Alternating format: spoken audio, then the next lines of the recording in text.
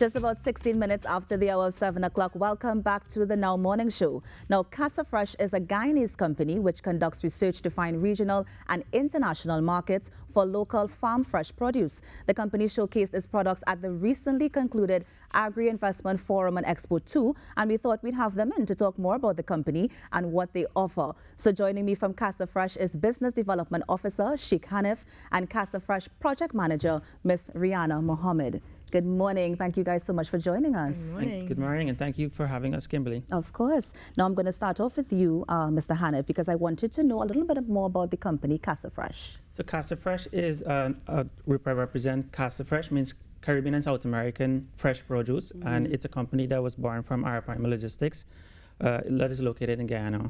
Our goal is to take local products from the Guyanese companies and the Trinidadian companies, hopefully in the future, to the international markets. You know, throughout the world, and even in the Caribbean, there's a lot of produce that is being made, and you know, it's not accessible to the wider market. So that's our goal and our mission. Of course. And you mentioned a partnership with Arapaima Products. Can you just speak some more about that? So Arapaima is the parent company, and CASAFresh is a brand of Arapaima. So despite Arapaima being there, you know, CASAFresh is really the brand that we want to know. And Casa is technically means in Spanish fresh, so house fresh, if you want to think it that way. So it's a play on words as well. Yes. I like it. Very clever. Now, I know that you guys would have showcased some of your services at the Agri-Investment Forum. I'm going to bring you in here, Rihanna. How was it? It was excellent. It was a wonderful experience to meet all the farmers. We loved meeting with them. They're showcasing our products. So we're here in Trinidad actually to start up a Trinidad division of CASAFresh. We've already established in Guyana. So we want to do the same now. We want to work with our local farmers to help them export their products to the US and gain access to those markets. And did you get any buy-ins from any of the farmers over this weekend? Yes, we did. So in Guyana right now, one of our main products is dried husk coconuts. And we got a lot of interest for that and farmers who are able to supply that, as well as we got interest for other products like ground provisions, turmeric, eddos, and we have demand for those items right now. So it was very exciting to know that we have access to those products in Trinidad, and we're excited to work with them and help them gain access to those markets. Of course. Now, it's interesting to know which one of the markets abroad they actually have that interest for the eddos and the other produce you mentioned. The U.S. actually. Really? Yes.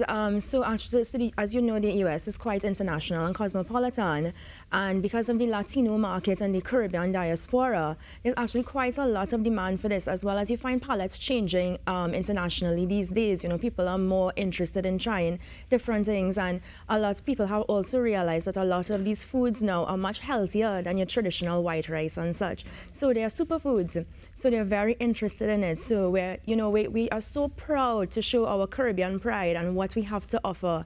And we want to make sure that everyone can, they want it, and we want to provide it to them. Provide it for them. I love it. No, I like that Rihanna would have mentioned, because I'm coming back to you, I like that she would have mentioned the coconuts, because I know that there was a recent shipping of 30,000 coconuts, was it, from Guyana to Florida? Yes, Tell us about that.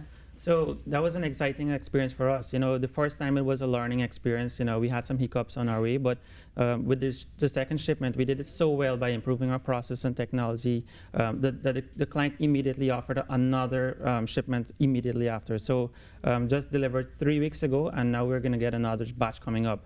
So the demand is there. We just need to have the supply, and that's where we are going to be working with the local farmers.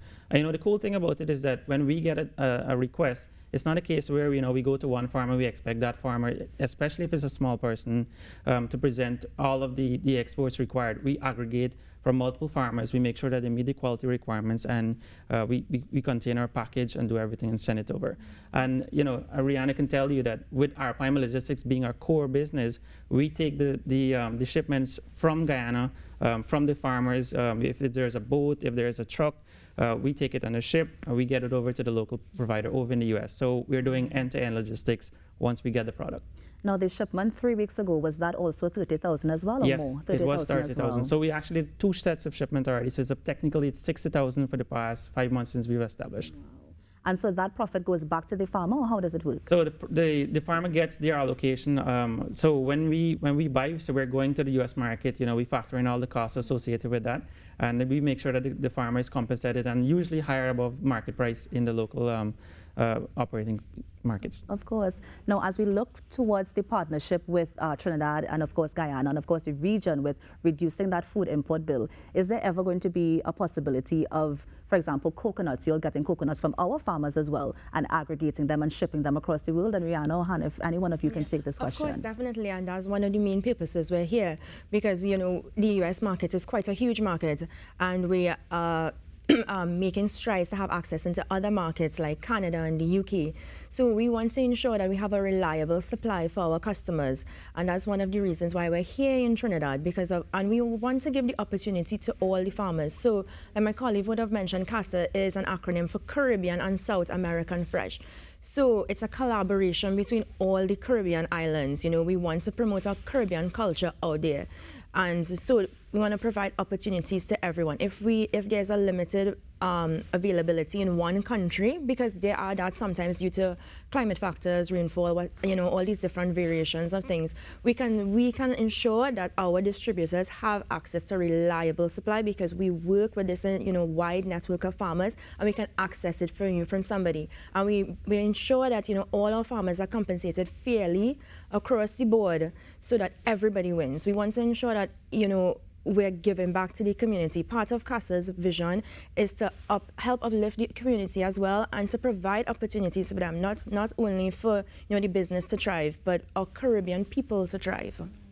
Now, I like that you mentioned, of course, the fact that the U.S. market, you want the products to get across to the U.S. market, but I'm wondering also in terms of the farmers. I think what the pandemic would have actually taught us, and even the conflict that's going on in Russia and Ukraine right now, is the increasing prices. So, for example, if shipping costs do go up, is it that the farmers will have to stand that cost? How is it going to work? No, definitely not. So our farmers, they have their set price that we work with them with, and as shipping costs vary, they don't have to absorb any of that.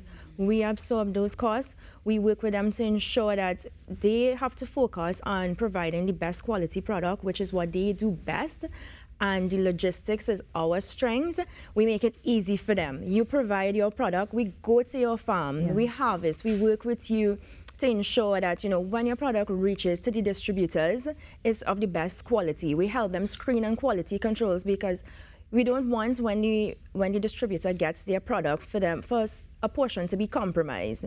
So if they do not have that technical ability as yet, we work with them to build them up to that technical capability. So we do a lot of training with them as well. Right, because that was going to be my second question as well. Do you have guidelines for the farmers in terms of how they're growing their crops? And I think, Han, if you could jump in. In Guyana, actually, we have an agriculture specialist that is dedicated to going to the farms, giving the team technical guidance. And like I say, he's the agriculture specialist. So we hired him with sole intent to develop the farmers, to make sure that they are following the guidelines, they are doing the process. And because this type of business is new to us, we're still learning, and just as they might already have their experiences. So we're documenting from the ones who are already producing the right product and meeting the market standards, and helping the smaller farmers depress. One of the biggest things that we do is we focus on developing local capacity and capability. So by doing that, we're building and we're providing for more. And this also kind of ties into the wider mission of the Caribbean, is to reduce our import bill by 25% by 2025. So I'm pretty sure that with all the efforts that both countries are already putting in, we're probably going to surpass that in a shorter time. But yeah, I don't want to oversell. You don't want to jinx absolutely, yeah. But I'm sure that we will. I mean, we Guyanese people are very strong, and same for the Trinidadians. You know, I've been here for 3 days, and you know, the culture, the exposure, and everything, that everyone has the same level of energy and dedication. So I'm excited about the future to come. Of course. I'm just wondering what the organization can offer to Trinidad and Tobago farmers, because of course there are going to be other logistics company offering the same services as well. And so what do you offer to us differently locally? Right. So we do end to end. So we go with you, we work with. So normally it would be that you just hire a logistics company, and you as the farmer have to organize everything, and they just organize from the port to port. We work with you from the inception, from the start of the farm. We work with you on the quality. We help you access the markets, which is one of the hardest things for the farmers, right? So they may have access to the domestic markets, but they don't have the technical know-how how to access the the larger buyers in the US, and we have that. So we get the buyers for you, and then we work with you to get your quality up to their standard, because the US quality is a little different, a little higher, right? And that, I mean, and as we work with them to improve the quality internationally, it has a ripple effect on the domestic production as well, because it won't be that this particular one let's say it's a coconut, since that's our main product. One coconut on this tree is for international markets and one is for the domestic market. No, the tree will produce a higher quality, right? So we're aiming to improve the production for everybody, internationally and domestically as well. Now, in terms of the produce, is it an infinite amount? Like, do you do, for example, mangoes? Do you do limes? Do you do cucumbers? Or is it a specific type of crop that you do for the market that's available abroad? So today we ask for based on the demand. So if we go into the U.S. market, there's a supply a requirement for coconuts, if it's tomatoes, pepper, lemon, lime, whatever is required from our clients, that's how we come back and we ask for. But right now there is a heavy demand for coconuts, and that's why we started off with that. And I mean, it's a good learning opportunity for us as well. There are things that we might not know, might not need, and as we grow, we'll definitely be expanding, and that's why we are continuously advocate on our behalf of our customers. Despite and one of the things that I was talking about my teammate last night is that if a client is requesting for 10,000 coconuts, for example, and there is 20,000 available, we'll definitely go and push that. Like, we want to grow and we want to help everyone be able to max. So when we go with the farmers, we say, look, produce all of that what you can, because there's a lot of land in Guyana and Trinidad. Like both countries, I heard the same thing, and we want when we export, that we are making sure we're producing for the local market as well as the international market, with the surplus to do anything. And we want to be able to, once we develop the farmers locally, they will be able to insist on provide a higher standard of products in the local market as well as the international. Yeah. So lots of opportunities. She brought us a good point as well. Part of the aim is to increase the production, because we don't want to be taking away production from the local market. So when you improve quality and you increase yields, there's excess for the local markets, because you won't be taking away from that. The excess goes to export, and then that export turns into foreign exchange, which comes back into the country. Nice. You'll have thought this through and through, as you rightly mentioned, end to end in all aspects. Absolutely. I'm just wondering, though, before we wrap, some key takeaways from the Agri-Investment Forum, and I'll start with you first, Rihanna. Okay, so I mean, it was an excellent experience. I just really want to thank the Ministry of Agriculture for hosting the event. It was a well put together event. It provided us with the opportunity to meet with so many different people in the sector that we would not have had the ability to meet all these people in such a small time frame. We met with farmers, we met with industry leaders, we met with trade organizations, we met with like-minded individuals. And now it's for all of these people not to just leave it at the expo. Everyone has each other's contacts, and to keep the momentum to ensure that we achieve reducing the food import bill by 25% by 2025. And I'm going to come to you.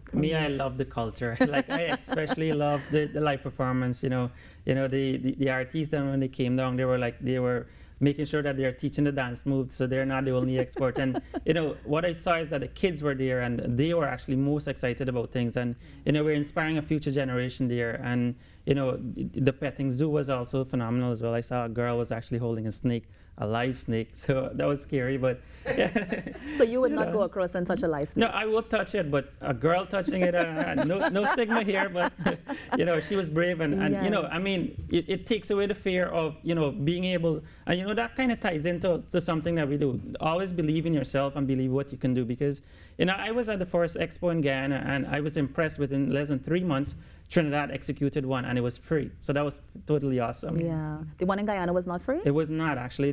There were charges associated with it. Okay. Yeah. Nice. But I mean, we've inspired another set of leaders. Very good save, very good save.